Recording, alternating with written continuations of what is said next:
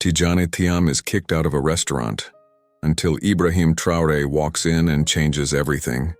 The evening air in Paris carried a slight chill as Tidjane Thiam approached Le Cristal, one of the city's most prestigious restaurants. The warm glow from inside contrasted with the darkening sky, promising a respite from the day's meetings.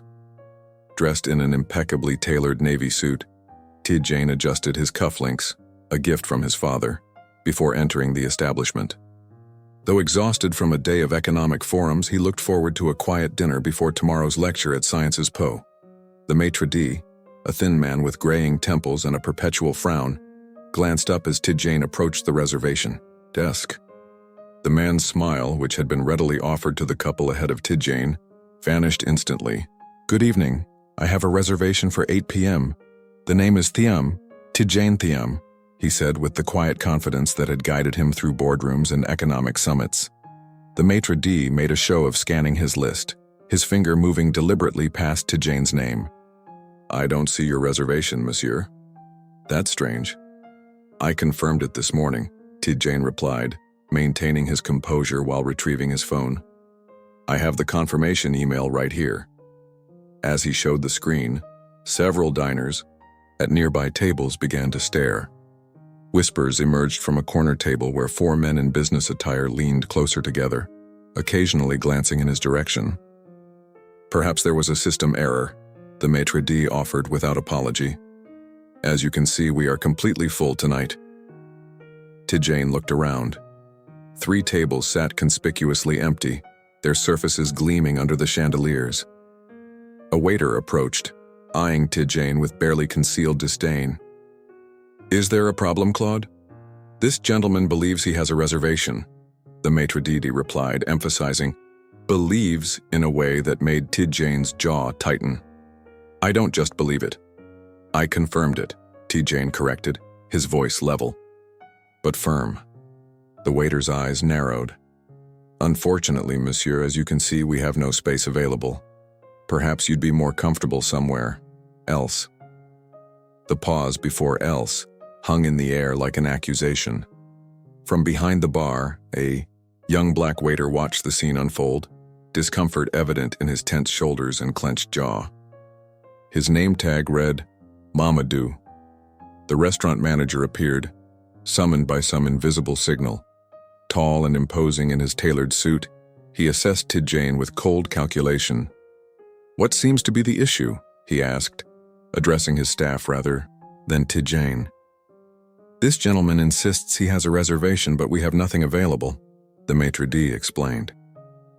The manager turned to Tidjane with a smile that didn't reach his eyes. "I apologize for the confusion, monsieur, but Le Cristal is a very exclusive establishment. We cater to a certain clientele, you understand." The implication was unmistakable. Tidjane, despite his credentials, former CEO of Credit Suisse, respected economist, political figure in Côte d'Ivoire, was being judged solely on the color of his skin. "I understand perfectly," Tidjane replied, his dignity intact despite the humiliation burning in his chest. "Thank you for your time."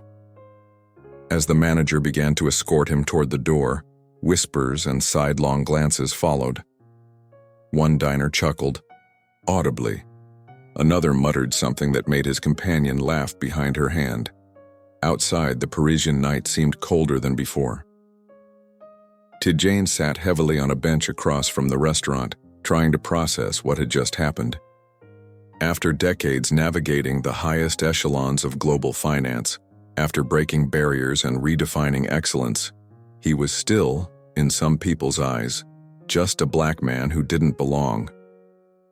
He stared at his reflection in a window, seeing not the defeated man these people expected, but the resilient son of Côte d'Ivoire who had overcome far greater obstacles. Yet the sting remained, a familiar pain he'd hoped the world had begun to outgrow. As he contemplated his next move, Tidjane didn't notice the young waiter, Mamadou, watching him through Le Cristal's window, a storm of indignation building in his eyes. Inside Le Cristal, the evening continued as if nothing had happened. Champagne corks popped, silverware clinked against fine china, and the low murmur of conversation resumed. But beneath this veneer of normalcy, a current of ugliness flowed. At a corner table, 4 businessmen leaned in conspirationally. "Did you see that? They actually turned him away," one said, swirling red wine in his glass. "He should know his place." Another replied, voice barely above a whisper, "Just because he ran Credit Suisse doesn't mean he belongs everywhere." A third man chuckled. "These people always want to push their way in where they're not wanted." In the kitchen, Mamadou slammed a tray down, startling the other staff. "Did you all see what just happened? That was Tidjane Thiam, one of the most successful bankers in the world." The sous chef barely looked up from his station. "And? This is Paris, not Africa. There are rules, there are expectations." "You mean there's racism?" Mamadou shot back, his voice trembling with anger. "I've worked here for 2 years, and I've never seen anyone with a confirmed reservation turned away like that." The head waiter scoffed. "Don't be so dramatic, Mamadou. It's not about race, it's about maintaining the restaurant's atmosphere. Some clients come here specifically for a certain ambiance." "An all-white ambiance, you mean?" Mamadou retorted. "You're too young to understand how the world works," the maitre d' interjected, straightening his bow tie. "There are hierarchies, traditions. Not everything is about discrimination." Mamadou looked around at his colleagues, people he'd worked alongside for years, seeing them clearly for perhaps the first time. What happened out there was wrong, and you all know it. As the others brushed off his concerns and returned to work, Mamadou discreetly pulled out his phone. He began recording as the other staff continued their conversation, capturing their unfiltered comments about those people and how they always play the race card. Outside, Tidjane checked his phone, finding several messages about tomorrow's lecture at Sciences Po on economic development in West Africa. The irony wasn't lost on him, invited to speak as an expert on international finance while being denied service at a restaurant mere kilometers away. As he contemplated ordering a rideshare, an elderly woman with silver hair and kind eyes approached his bench. "Excusez-moi, monsieur," she said softly. "I saw what happened in there. It was disgraceful." Tidjane looked up, surprised by the unexpected compassion. "I've lived in Paris for 70 years, she continued, "and I still haven't reconciled with how quick some of my countrymen are to judge others." She studied his face more carefully. "Aren't you the former CEO of Credit Suisse, Tidjane Thiam?" He nodded, somewhat taken aback. "Yes, that's me. I read about your work in The Economist. Your insights on emerging markets were fascinating." She shook her head. "What happened in there? It's not all of France, you know, just the worst parts of us." "Thank you," Tidjane replied simply, touched by her small act of kindness. "I'm Elise Dupont," she introduced herself. "If you'd permit an old woman to make amends for her compatriot's behavior, there's a wonderful bistro just 2 blocks from here." Before Tidjane could respond, the purr of a powerful engine drew their attention. A sleek black Mercedes with diplomatic plates pulled up directly in front of Le Cristal. The restaurant staff immediately snapped to attention, rushing to prepare for what was clearly an important arrival. The car door opened and a man in military uniform emerged, followed by 2 security personnel. Even out of his usual context, Ibrahim Traoré, president of Burkina Faso, was unmistakable. Young, charismatic, and carrying himself with the confidence of someone accustomed to command. Elise whispered, "That's the president of Burkina Faso, isn't it? I read he's in Paris for the Franco-African summit." Tidjane nodded, watching as Traoré surveyed the scene, his gaze eventually landing on Tidjane sitting on the bench. For a moment, recognition flickered in the president's eyes. The evening air seemed to still as Ibrahim Traoré paused on the sidewalk, his security detail forming a discreet perimeter around him. At 34, Traoré was among the world's youngest heads of state, a military captain who had risen to power in Burkina Faso during a time of profound national crisis. Despite his youth, his bearing communicated authority and purpose. Traoré was in Paris for high-level diplomatic meetings, navigating the complex relationship between his nation and its former colonial ruler. He had agreed to dine at Le Cristal tonight with several African heads of state and French officials, a carefully choreographed diplomatic engagement. His sharp eyes, however, were now fixed on Tidjane Thiam, who sat with unmistakable dignity, despite the circumstances. Traoré recognized him immediately. Thiam's reputation as one of Africa's most accomplished financial minds preceded him. Signaling his security team to wait, Traoré approached Tidjane and the elderly woman beside him. "Monsieur Thiam?" he inquired, extending his hand. "I am Ibrahim Traoré." Tidjane stood, surprise evident in his expression as he shook the president's hand. "Mr. President, it's an honor." "The honor is mine," Traoré replied sincerely. "Your work has been an inspiration to many of us." He glanced toward the restaurant entrance where staff were now hovering anxiously, then back to Tidjane. "Brother, why are you sitting outside with this troubled expression? Aren't you dining here tonight?" Tidjane hesitated, reluctant to burden the president with something so personal, especially before an important diplomatic engagement.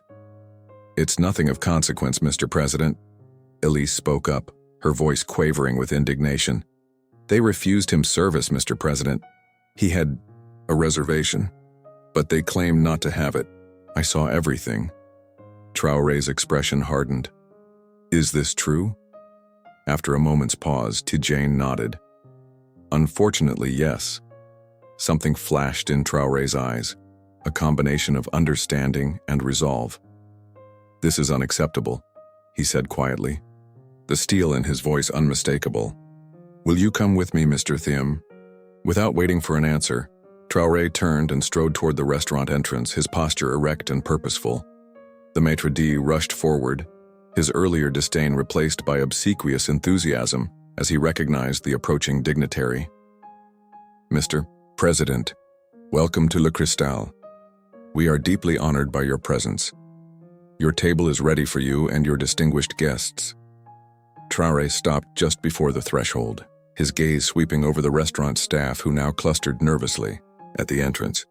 "Before we discuss my table," he said, his voice level but carrying an undercurrent of authority that silenced the room, "I'd like to understand why Mr. Tidjane Thiam was denied service at your establishment tonight." The maitre d' blanched. "There must be some misunderstanding, Mr. President. We would never—" "I don't believe I asked for denials," Traoré interrupted. "I asked for an explanation." The restaurant manager pushed forward, perspiration beading on his forehead. "Mr. President, please accept our deepest apologies for any confusion. If Mr. Thiam had a reservation, there was clearly a regrettable error in our system." "An error that affected only him?" Traoré pressed, his voice dangerously soft. "Is that how excellence is treated in this country? Is that how a man who has reached the pinnacle of global finance is welcomed in Paris?" Inside the restaurant, conversations had ceased. Diners watched the unfolding scene with a mixture of discomfort and fascination. The four businessmen who had earlier mocked Tidjane suddenly found their napkins extraordinarily interesting.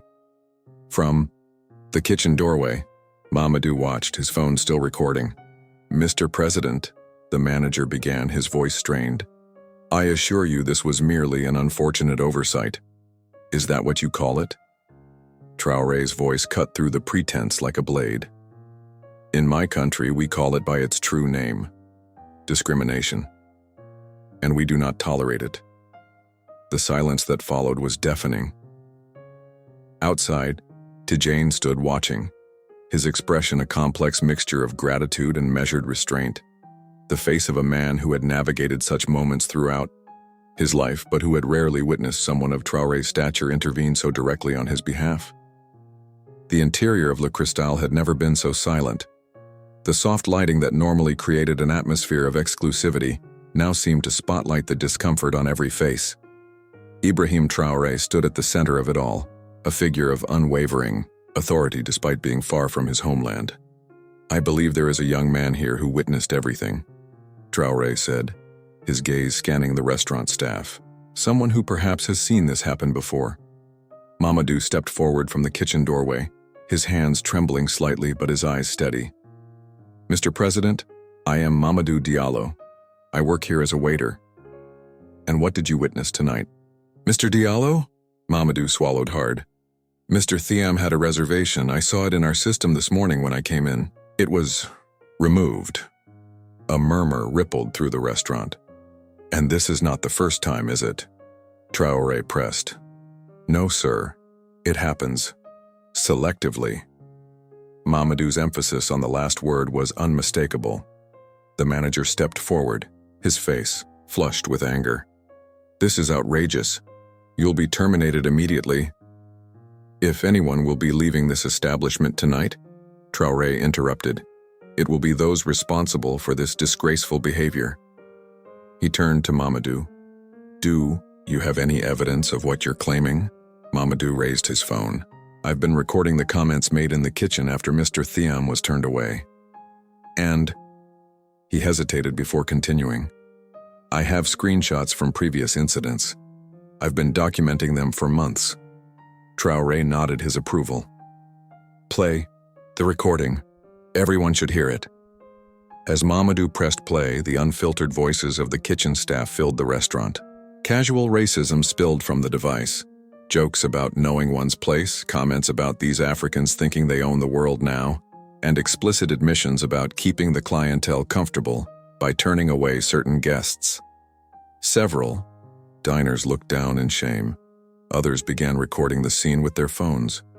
In the digital age, what happened next would not stay within these walls. Is this the France you want to present to the world?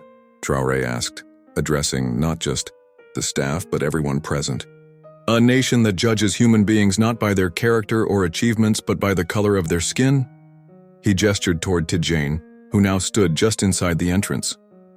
This man has broken barriers, shattered ceilings, and represented the highest standards of excellence in global finance. Yet here, in what calls itself one of the world's great capitals of culture, he is deemed unworthy of a table. The manager and maitre d' stood silent, their earlier arrogance deflated. Traoré continued, his voice both measured and powerful. I came here tonight for a diplomatic dinner, to discuss cooperation between our nations. But what cooperation can exist when such fundamental disrespect is shown? What partnership can thrive when such prejudice persists? He turned to the staff members implicated in the recordings. You should be ashamed. Not just for your actions tonight, but for betraying the true spirit of your own nation. Liberté, égalité, fraternité. Where was the equality tonight? Where was the fraternity? Several phones throughout the restaurant were now raised, streaming the confrontation live. Outside, a small crowd had gathered, drawn by the commotion. The owner of Le Cristal, alerted by frantic calls from his staff, burst through the door, his face ashen. Mr. President, Mr. Thiam, I offer my most profound apologies. This behavior does not reflect our values, and those responsible will face immediate consequences. Traoré acknowledged him with a nod before turning to Tidjane. Mr. Thiam, would you do me the honor of joining me for dinner? I believe there is a table available now. A smile, small but genuine, crossed Tidjane's face as he stepped fully into the restaurant. I would be honored, Mr. President. As Traoré guided Tidjane to the best table in the house, something unexpected happened. A woman at a nearby table began to applaud. Another diner joined in, then another, until most of the restaurant was giving a standing ovation, not just to Traoré's intervention, but to Tidjane's dignity in the face of humiliation. As they sat down, Traoré spoke quietly to Tidjane. They may have forgotten who you are, brother, but Africa has not. And tonight I think Paris will remember too.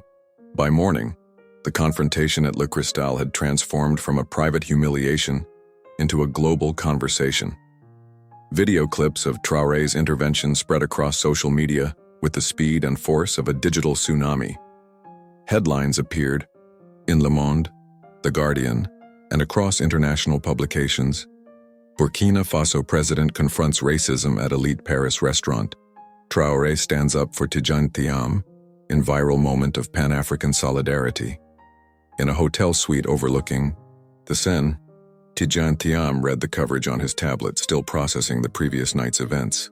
His phone hadn't stopped buzzing with messages of support from colleagues, friends, and even strangers who had recognized a truth in what had transpired. a moment that crystallized experiences shared by many but rarely addressed so publicly.